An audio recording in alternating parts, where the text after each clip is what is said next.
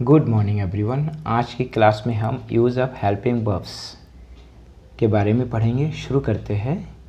Use of helping verb is, am, are, was, were, shall be, will be, ये helping verbs होते हैं। इनके use के बारे में आज पढ़ेंगे हम।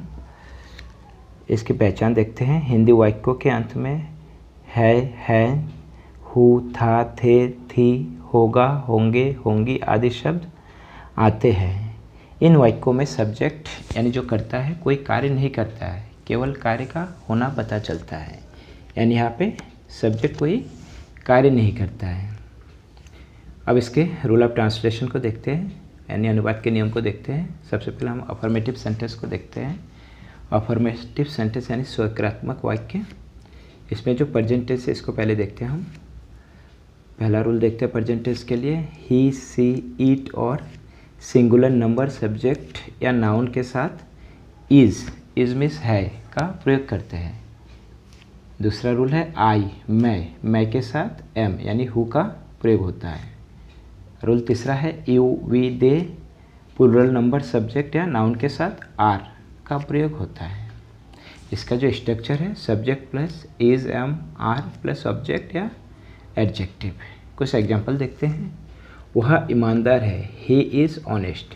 यहाँ पे ही सिंगुलर नंबर है इसलिए इसके साथ इज का यूज़ हुआ है। He is honest, subject, helping verb, उसके बाद एडजेक्टिव आया है।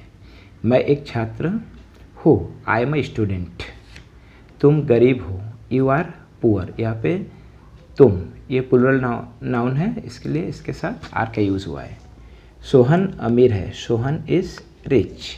अब हम पास्ट टेंस देखते हैं। पास्ट टेंस पहला जो रूल है ही, सी, इट और सिंगुलर नंबर सब्जेक्ट के साथ वॉज का प्रयोग होता है। जो दूसरा रूल है आई के साथ वॉज का प्रयोग होता है। और तीसरा रूल है you, we, they and plural number subject के साथ वर का प्रयोग होता है। इसका जो स्ट्रक्चर है सब्जेक्ट प्लस वॉज या वर प्लस ऑब्जेक्ट या एडजेक्टिव। कुछ एग्जाम्पल देखते हैं। वह ईमानदार था, ही वॉज ऑनेस्ट। मैं एक छात्र था, आई वॉज अ स्टूडेंट। तुम गरीब थे, यू वर पुअर। अब हम फ्यूचर टेंस के बारे में देखते हैं। जो पहला रूल है आई एंड वी के साथ शैल बी तथा अन्य सभी सब्जेक्ट के साथ विल बी का प्रयोग होता है। इसका जो स्ट्रक्चर है सब्जेक्ट प्लस शैल बी या विल बी, ऑब्जेक्ट या एडजेक्टिव। कुछ एग्जाम्पल देखते हैं। वह ईमानदार होगा, ही विल बी ऑनेस्ट। मैं अमीर होऊंगा, आई शैल बी रिच। तुम खिलाड़ी होंगे, you will be a player. अब हम नेगेटिव सेंटेंस को देखते हैं।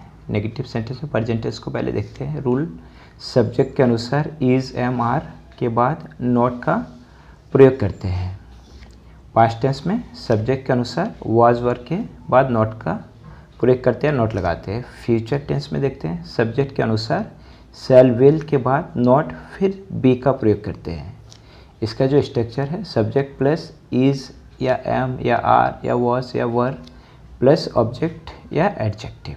कुछ एग्जाम्पल देखते हैं। वह ईमानदार नहीं है, ही इज़ नॉट ऑनेस्ट। मैं गरीब नहीं था, आई वॉज नॉट पुअर।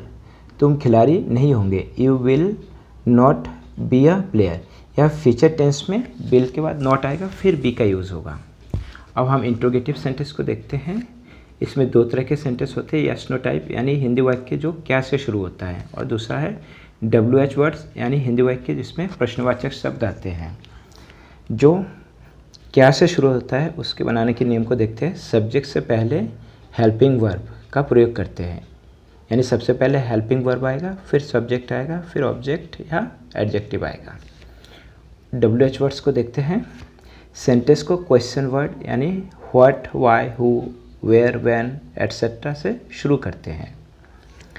इसका जो स्ट्रक्चर है WH वर्ड यानी प्रश्नवाचक शब्द plus helping verb plus subject plus object या एडजेक्टिव।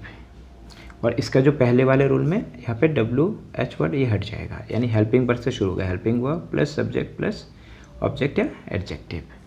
कुछ एग्जाम्पल देखते हैं। पहला जो एग्जाम्पल है क्या तुम बीमार हो। यहाँ पे क्या पहले आया है, इसका मतलब ये यस नो टाइप वाला क्वेश्चन है, तो इसमें हेल्पिंग वर्ब पहले आ जाएगा। यानी तुम के लिए जो हेल्पिंग वर्ब है आर है तो आर पहले आ जाएगा, आर यू इल। तुम्हारा किताब कहाँ था, वेयर वर योर बुक। क्या वह भूखा होगा, विल ही बी हंग्री।